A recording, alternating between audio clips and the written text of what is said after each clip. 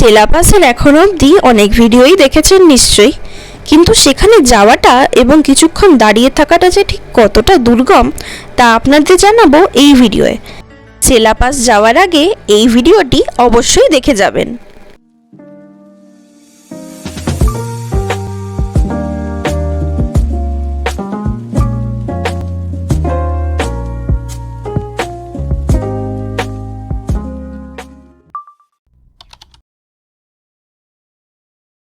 Good morning, আজকে 10 আর আমরা এখন আছি বমডিলাতে। আমরা সকাল সকাল হোটেল থেকে বেরিয়ে রেডি হয়ে স্নান টান করে এই ব্রেকফাস্ট করলাম। ব্রেকফাস্টে করলাম কচুরি আর আলুর দম আর একটা মিষ্টি গোলাপ জামুন হয়ে গেছে। যে তারপরে এখন আমরা দাঁড়িয়ে আছি, ওই বাকি যে ট্যুরদের যে ট্রাভেলারটা ওইটা আসবে, তো সবাই একসাথে যাবে আর আমরা আমাদের গাড়িতে উঠে যাবো। এই যে দেখতে পাচ্ছেন, এই যে বরফ হয়ে রয়েছে এই যে পাহাড়ের মাথায়, এই জায়গাটা হচ্ছে চায়না। এখানে বমডিলার যে আর হিল আছে ওখান থেকে পুরোটা দেখা যায়। এবার ওটা আর্মির জায়গা বলে এই জায়গাটা আমাদের পারমিশন নেই যাওয়ার। এই যে বরফটা, এই জায়গাটা পুরোটা চায়নার। আমরা বমডিলা থেকে আমাদের যাত্রা শুরু করলাম। আমরা তাওয়াংয়ে যাব। তাওয়াং হচ্ছে 180 কিলোমিটার বমডিলা থেকে। আর আমাদের ফার্স্ট স্টপেজ হচ্ছে দিরাংয়ের হট ওয়াটার স্প্রিং। বমডিলা থেকে দিরাঙে যাওয়ার পথের রাস্তার সিনারি এক কথায় অপূর্ব। এখন আমরা দিরাংয়ের হট ওয়াটার স্প্রিংয়ে পৌঁছে গেছি, মানে উপরে আছে, এখনো নিচে যাইনি। তো চলুন। ও সারা রাস্তা ঘুমিয়েছে আর আমার সারা রাস্তা গা গুলিয়েছে। চলুন। মেন রাস্তা থেকে হট স্প্রিংয়ে যেতে গিয়ে আমাদের প্রায় 50 থেকে 70টা সিঁড়ি ভাঙতে হয়েছে। তবে নিচে নামার পর আমরা বেশ হতাশ হলাম। অনেকগুলো সিঁড়ি ছিল পুরো উপর থেকে আমরা নেমে এত দূর এসেছি। এবার উঠতে গেলে জীবন বেরিয়ে যাবে। সিঁড়ি থেকে নেমে আমরা চারপাশে কোনো হট স্প্রিং দেখতে পাচ্ছিলাম না। কিছুক্ষণ খোঁজাখুঁজি করার পরে দেখতে পেলাম পাশে দুটো ছোট ছোট স্নানের জায়গা ছাড়া আর কিছুই ছিল না। মা অনেকক্ষণ চারিদিক ঘুরে ঘুরে খুঁজে পেল এক জায়গা থেকে গরম জল বেরোচ্ছে, কিন্তু পুরো জায়গাটা কংক্রিট দিয়ে ঢালাই করে সরু পাইপ দিয়ে গরম জল ওই দুটো চৌবাচ্চায় ফেলা হচ্ছে বলে আমরা কিছুই দেখতে পেলাম না। এতটা কষ্ট করে নামা আমাদের বিফলে গেল। দেখতে যতটা সুন্দর ছিল সিনারি, হট স্প্রিং বলতে গেলে কিছুই সেরকম ছিল না। ওখানে সব স্নান করছিল, আমরা ভিডিও তুলতেও পারিনি। আর এদিকে উঠতে গিয়ে জীবন বেরিয়ে যাচ্ছে। উপরে এসে যখন আমরা তাওয়াংয়ের দিকে রওনা দিলাম, রাস্তার একপাশে দেখতে পেলাম টেরেস ফার্মিংয়ে সিরিয়ালের চাষ হচ্ছে। শুধুমাত্র সেলা পাস বা তাওয়াংয়ের রাস্তাই নয়, অরুণাচল প্রদেশের সব রাস্তার সৌন্দর্যই ভাষায় প্রকাশ করা এক কথায় অসম্ভব। আমরা লাঞ্চ করে বেরিয়ে পড়েছি, বেশ অনেকক্ষণই হয়েছে আমরা বেরিয়ে গেছি। আমরা সেলা পাসের দিকে যাচ্ছি। এখন 1:45 বাজে, প্রায় আধ ঘন্টা বা তার বেশি আগে আমরা বেরিয়ে পড়েছি। ওরা আসছে, পরে আসছে, আমরা আগে যাচ্ছি। অরুণাচল প্রদেশে এসে দেখলাম এখানকার মেঘেরা ক্ষণে ক্ষণেই তাদের রূপ পাল্টায়। তবে তাদের এই মেঘের খেলা কিংবা রাস্তা কোনোটাই দেখতে দেখতে আমরা টায়ার্ড হলাম না। লাঞ্চের জন্য আমরা বৈশাখীর একটু আগে একটা জায়গায় দাঁড়িয়েছিলাম। তারপরে আমরা আবার এগিয়ে চলেছি সেলা পাসের দিকে। সেলা পাসের দিকে যেতে গিয়েই এই জায়গাটায় দাঁড়ালাম। এত সুন্দর অপূর্ব সিনারি আপনাদের দেখাচ্ছি, দাঁড়ান। নিচে পুরো পাহাড়, অপূর্ব সুন্দর।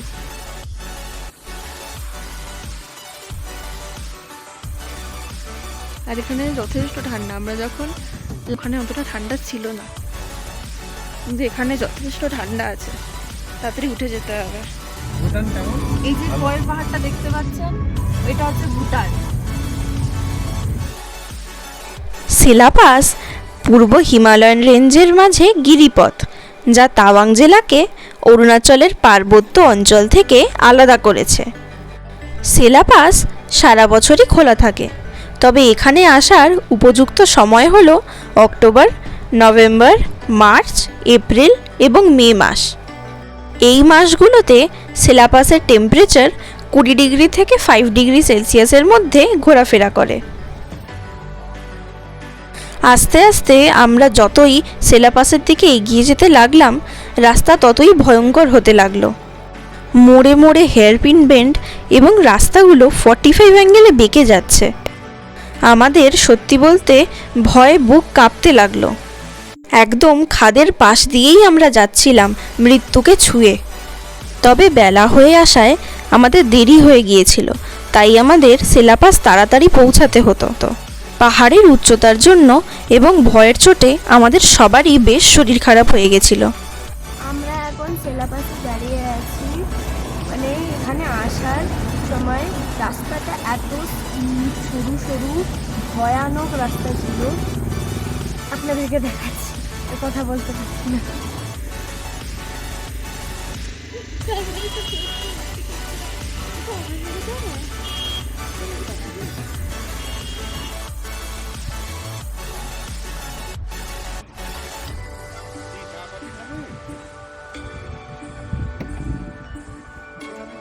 সেলা বাসে এসেছি, এবার আমরা সেলা লেকের দিকে আসছি। প্রচণ্ড ঠান্ডা। আমি কানটা ঢাকা দেওয়ার মতো কিছু পরিনি, এখন আমি রিগ্রেট করছি। এখন যে যাবো গিয়ে দেরি হয়ে যাবে, এই জন্য আমি আর যাচ্ছি না আপাতত। প্রচণ্ড ঠান্ডা, আপনারা ভাবতে পারছেন না কতটা ঠান্ডা। আমার হাতগুলো না জমে যাচ্ছে, ভিডিও করতে পারছি না। আমরা অনেকটা নিচে নেমে এসেছি, এরকম লাগছে, অসাধারণ অপূর্ব। আমরা নামছি সেলা লেকে, কি দারুণ জায়গা, আপনাদের দেখাচ্ছি। কি অসাধারণ সুন্দর জায়গা, সুন্দর সেরকমই ঠান্ডা, কেঁপে যাচ্ছি। তাওয়াং অঞ্চলে 101টি লেক আছে, তার মধ্যে সেলা লেক হচ্ছে অন্যতম পবিত্র একটি লেক। এই সেলা লেকে সারা বছরই আসা যায়, মানে সেলা বা সেলা লেক সারা বছরই আসা যায়, শুধুমাত্র শীতকালে তখন যদি খুব ধস পড়ে বা যখন বরফ পড়ে তো রাস্তা ব্লক হয়ে যায়, তখনই একমাত্র বন্ধ থাকে, নাহলে সারা বছরই আপনারা এখানে আসতে পারেন। আর এটা তাওয়াং শহর থেকে প্রায় 78 কিলোমিটার দূরে আর কি। আমি যখন এলাম তখনই দেখলাম লেখা আছে। আর যেটা সবচেয়ে মজার ব্যাপার, আপনারা এই জায়গাটা দেখলে বুঝতে পারবেন, সেলা লেক দেখে আপনারা বুঝতে পারছেন একদম পুরো মনে হচ্ছে না স্বর্গে এসে গিয়েছি। ওই স্বর্গ দেখে মনে হয় বলেই বোধহয় এই লেকটার আরেকটার নাম হচ্ছে প্যারাডাইস লেক। খুব সুন্দর এবং এর সাথে একদম মানানসই নামটা। সুন্দর ভিউ আমি আমার লাইফে সত্যি বলছি খুব কম দেখেছি। গুরুদোগমারে দেখেছিলাম এরকম অসাধারণ, অবশ্য গুরুদোগমারে খুব বরফ ছিল, তাই সেভাবে হয়তো বোঝা যায়নি। আর আমরা বেশিক্ষণ থাকতেও পারিনি, নামতেও পারিনি, নিচে অব্দি নামা যেত গুরুদোগমারে। তো এইটা আমার দেখা অন্যতম সেরা, সত্যি বলছি একদম। এতটাই ওপরে নিচে, মানে প্রচুর সিঁড়ি ভাঙতে হচ্ছে, আপনারা দেখলেনই। মা বাবা আর আসেনি, মানে মার পক্ষে তো আসা সম্ভবই না, মা আর আসেনি, বাবা ওই জন্য আর আসলো না। আমি এসছি, জলি এসছে, জলি পেছনে দাদার সাথে আছে, ওই যেই দাদা যেই জেঠুদের সাথে আমরা ভালো বন্ডিং হয়েছে তাদের সাথে। আমি আগে এলাম, খুব ঠান্ডা, আমি রাতেই চলে যাবো ভাবছি, কানটা কনকন করছে।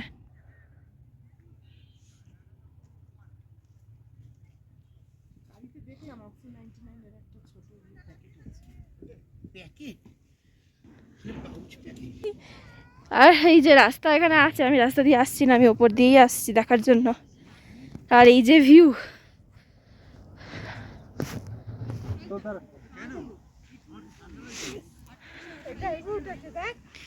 জলটা কি ক্লিয়ার জল।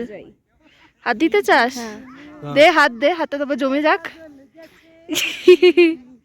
জলে হাত দিচ্ছে, জলই কেমন জল, এই মাথা একদম ঠান্ডা নেই। আহারে দাদা ফটো তুলছে। আর সবাই এবার জলে হাত দেবে। ঘুরে দাঁড়া, তোর হয়ে গেছে, আমরা উঠে যাচ্ছি। আর হাতগুলো পুরো লাল হয়ে গেছে, আর আমার কানগুলো কিরকম হচ্ছে, জাস্ট উঠে যাচ্ছি। এই যে আমার হাতগুলো দেখুন, আর হাতগুলো লাল হয়ে গেছে, পুরো লাল হয়ে গেছে। আমি ওপরে চলে এসেছি গাড়িতে, জলি এখন উঠতে পারিনি। আমি উঠে এসেই মা আমাকে ইনহেলার ধরালো, ওখানে সিটির সামনে দাঁড়িয়েছিল। আমি 2 পাফ নিলাম, তারপর আমি নিঃশ্বাস নিতে পারলাম। প্রচণ্ড কষ্ট, আমি ওই নেমে তো গেছি তরতর করে, উঠতে গিয়ে প্রায় 10-15 মিনিট লেগে গেছে আমার উপরে উঠতে। জাস্ট জরি তরেই পারছে না, জরি কম করে 10 বার বসেছে সিঁড়িগুলোতে। যে তারপর জেঠিমা ওকে কর্পূর দিল, কর্পূর নিল, দিয়ে তারপরে আবার আসছে, 5টা সিঁড়ি উঠতে পারছে না, আবার বসে যাচ্ছে, এরকম অবস্থা। বাজে, আর আমার কানগুলো পুরো টনটন করছে একদম। কিছুক্ষণ রেস্ট করার পর শরীর যখন একটু বেটার হলো, তখন আমরা আবার গাড়িতে করে বেরিয়ে পড়লাম আমাদের পরের গন্তব্যের দিকে, যশবন্তগড়ে। সেলা পাস থেকে বেরিয়ে যশবন্তগড়ের দিকে যাওয়ার সময় চোখে পড়ল এই অপূর্ব দৃশ্য। এই জায়গাটার থেকে সেলা লেককে এক কথায় অসাধারণ দেখতে লাগছিল। কিছুটা গিয়ে আমরা রাস্তায় চমরি গাইও দেখতে পেলাম। অবশেষে আমরা যশবন্তগড়ে পৌঁছালাম। ভারতীয় সেনার 4 নম্বর গাড়োয়াল রাইফেলসের যশবন্ত সিং রাওয়াতের নামেই এখানকার এই জায়গার নামকরণ হয়েছে। 1962 সালে ইন্দো চীন যুদ্ধে বুমলা পাস আক্রমণের সঙ্গে সঙ্গে চীন সৈন্য 17 নভেম্বর এই জায়গার খুব কাছে চলে আসে। রাইফেলম্যান যশবন্ত সিং, গোপাল সিং গোসাই ও ল্যান্স নায়ক ত্রিলোক সিং নেগি চীন সৈন্যের মেশিনগানের সামনে তাদের রাইফেল নিয়ে ক্রমশ পিছু হটতে থাকেন। বাকি সৈন্যরা মারা যায়। ক্রমাগত যুদ্ধে গোপাল সিং ও ত্রিলোক সিংও মারা যান। যশবন্ত সিং ভীষণভাবে আহত হন। তাকে নির্দেশ দেওয়া হয় পোস্ট ছেড়ে পালিয়ে আসার, কিন্তু তিনি এই সীমান্তের গুরুত্ব বুঝে নির্দেশ অমান্য করে একাই যুদ্ধ করতে থাকেন। একাই একটার পর একটা আঙ্কার থেকে অনবরত চীন সেনাদের থেকে ছিনিয়ে নেওয়া তাদেরই মেশিনগান থেকে চারিদিক থেকে আক্রমণ করতে থাকেন। এইভাবে 3 দিন ধরে এক নাগাড়ে একাই লড়ে প্রায় 300 চীন সৈন্যকে তিনি মারেন। এখানকার স্থানীয় মেয়ে সেলা ও তার বোন নুরা এই কয়েকদিন ধরে যশবন্ত সিংকে জল, খাবার এবং গোপন খবর এনে দিয়ে সাহায্য করেছিলেন। তবে এক সময় তার গুলিবারুদ ফুরিয়ে আসে ও চীন সৈন্যদের সঙ্গে প্রাণপণ লড়াই করা সত্ত্বেও তিনি শহীদ হন। তার এই বীরত্বের জন্য তাকে মরণোত্তর মহাবীর চক্র এবং বাকি দুজনকে বীরচক্রে ভূষিত করা হয়। এই যে এই জায়গাটা হচ্ছে তাওয়াং সিটি, আমরা এই জায়গাটায় যাব। এখন আমরা যশবন্তগড় থেকে সবে বেরোলাম। বিকেল হয়ে আসায় রাস্তায় আকাশের এই আলোর খেলা দেখে আমাদের মন একেবারেই ভরে উঠল। তবে তাওয়াং পৌঁছাতে গিয়ে আমাদের প্রায় 7:30 বেজে গিয়েছিল, যেই কারণে অন্ধকারে গাড়ি চালানোর সময় আমাদের বেশ ভয় করছিল। আমরা এখন আমাদের হোটেল রুমে ঢুকে পড়েছি। এবার তার ট্যুরটা দিয়ে নিচ্ছি। এই যে দরজা দিয়ে ঢুকে প্রথমেই ওয়াশরুম। এদিকটা খুব অন্ধকার। যে এখানে জুতো রাখার জন্য ডাস্টবিন আছে, জিনিসপত্র রাখার জন্য। তারপর এই দিকে হচ্ছে একটা বেড, এইদিকে হচ্ছে আরেকটা বেড, এদিকে টেবিল যেখানে আমরা জিনিসপত্র রেখে দিয়েছি অ্যাজ ইউজুয়াল। আর এখানে টিভি, যেটা আমাদের জন্য ইউজলেস। এদিকে একটা আলমারি, যেখানে কোনো জিনিসপত্র রাখা যাবে। সরি ও হ্যাঁ, অনেক জায়গা আছে। এখানে একটা চেয়ার, তারপর আরেকটা বেড, ওখানে জানলা আছে আই গেস।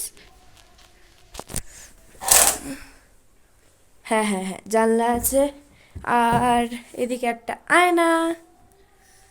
হোটেলটা সব ভালো, কিন্তু রুমগুলো সব নিচে, মানে রিসেপশনের নিচের ফ্লোরে হচ্ছে 300 থেকে 310 সামথিং, তারপরে ফ্লোরটা হচ্ছে 200 থেকে 210, তারপরটা হচ্ছে 101 থেকে 110। আমাদের যেহেতু 107, তো আমাদের আবার নিচের 3 নম্বর ফ্লোর, মানে নিচ রিসেপশন থেকে নিচের 3 নম্বর ফ্লোর। পুরো লাগেজ প্রথমে তো নিজেরা আসলাম, তারপরে আবার অনেকগুলো লাগেজ আছে আমাদের, ওই লাগেজগুলোকে নিয়ে এলাম। আমার দম বেরিয়ে গেছে। এখন 9:10 বাজে। আমাদের গিজার চলছিল না, গিজারটায় ঠিকমতো জল গরম হচ্ছে না। তারপরে আমাদের স্যুটকেসের লক আটকে গেল, অনেক কিছু হলো। তারপরে এখন 9:10, এখন সব স্যুটকেসটা তারপর কাটা হলো, চেনটা দিয়ে তারপর কেটে ফেটে সব জিনিসপত্র বার করা হলো। আবার আমরা জামা ছাড়লাম, জামা পরলাম, দেখুন আমরা লেপের ভিতরে ঢুকে পড়েছি আমি আর জালি। আর এখন এখানে 5 ডিগ্রি সেলসিয়াস, ভয়ঙ্কর ঠান্ডা। হাত পা তো কেঁপে যাচ্ছে। কালকে বুমলা পাস যাওয়ার কথা, কি করে যাব সেটা ভাবছি। বেশি ঠান্ডা হলে আমি ক্যান্সেল করে দেবো, আমি যাবো না, পারছি না, খুব ঠান্ডা। 5 ডিগ্রি মানে ভাবতে পারছি না। তারপরে এই হোটেলটা আবার রিসেপশন থেকে নিচে, মানে নিচে আরও ঠান্ডা, মা গো, তো বাবারে বাবা। এরপরে আবার খেতে ডাকবে, কিছুক্ষণ পরে যাব, খেয়ে আসবো, তারপর আবার ভিডিও করব। এখন এই 12টা বাজতে যায়, আর সবে আমি খেয়ে এসেছি কিছুক্ষণ আগে। কি বলি, প্রচণ্ড ঠান্ডা এখানে, জলের খুব শরীর খারাপ, বলে একবার বমি করেছে। ও খায়নি কিছু, আমি তো নিচে গিয়ে তাও একটু খেয়ে এলাম। ওর জন্য একটু সাদা ভাত আর নুন এনেছিলাম, সেটা খেতে পারছে না। এবার ওর জন্য মা এবার গেছে একটু মুড়ি চেয়ে আনতে গেছে, যদি মুড়ি খাওয়াতে পারে। ওর শরীরটা খুব খারাপ, ও ঘুমাচ্ছে এখন, বমি টমি করে এখন একদম ঘুমাচ্ছে বাচ্চার মতো। আর আমারও একটু শরীরটা কীরকম করছে, কালকে বুংলা বাস কী করে যাবো আমি ভাবছি। আর তার উপরে কালকে আবার বোলেরোতে করে যেতে হবে, বোলেরো আমার উঠলেই গা গলায়, জানি না, আমি বুঝতে পারছি না কী করব। আজকে এই অবধি, আর পারা যাচ্ছে না, আর জেগে থাকতে পারছি না, 12টা বেজে গেছে মানে বুঝতেই পারছেন। আর ঘুমিয়ে যাচ্ছি আমরা, আবার কালকে দেখা হবে, বাই। ভিডিওটি আপনাদের ভালো লেগে থাকলে please like, share and subscribe করবেন অ্যান্ড কমেন্ট করে জানাবেন কেমন লাগলো। Thank you.